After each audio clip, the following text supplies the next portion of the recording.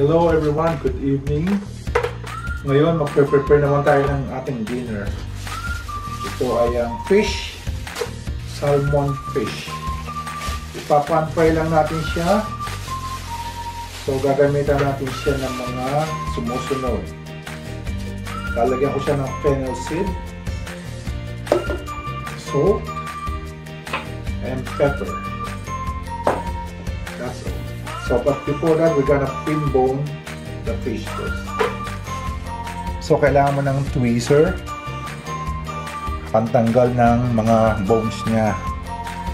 So, kailangan mo siyang ganon.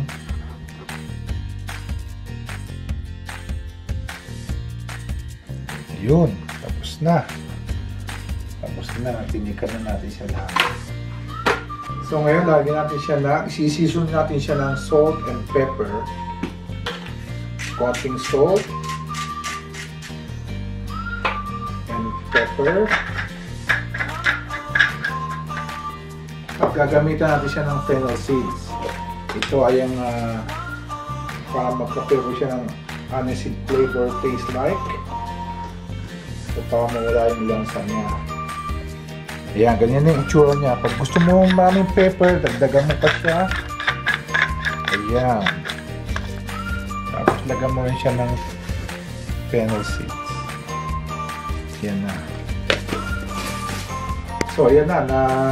Nasison na natin ang ating salmon. It's time for to fry it. Pan fry. Frying pan. Natin ang ating kalan. Lagyan natin ang ating frying pan. Hintayin natin siya uminit muna bago natin lagyan ng extra virgin olive oil para masarap. Ayan, mainit na yung ating frying pan. Lalagyan natin siya ng olive oil. Hindi masyadong marami, konti lang kasi hintayin natin siyang uminit ng bahagya bago natin ilagay ang ating salmon. So, mainit na ang ating frying pan. Lalagyan natin ang ating salmon. So, skin side first. Yan, makikita mo yung sizzle niya. Yan, marinig mo yung dapat marinig mo. Yung kanyang sizzle. Hindi masyadong malakas ang apoy kasi baka masunog. Tama lang siya. So, mga 5 minutes on that each side, 5 minutes on the other side. So after 5 minutes, ibabalik tayo na natin ang ating salmon. Ayan, oh, ganda oh. Kita mo yan ang skin niya, very nice. Ayan.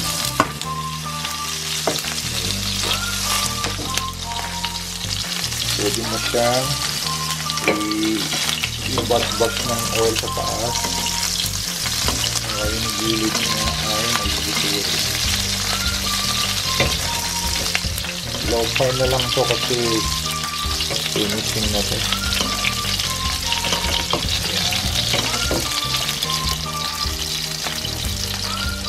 O yan, nearly done na. Malapit na maluto. Kita mo yung gilid niya. Pero kung gusto mo ng lutong-luto, pwede mo siyang i-side yung gano'n. Kung gusto mo lang. Mga 10 seconds, both sides.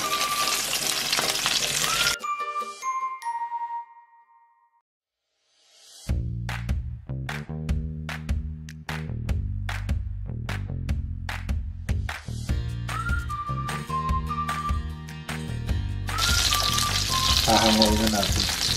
So, ito na po ang ating plating ng ating salmon dish for tonight. With cucumber, tomato, and radish. With a slice of lime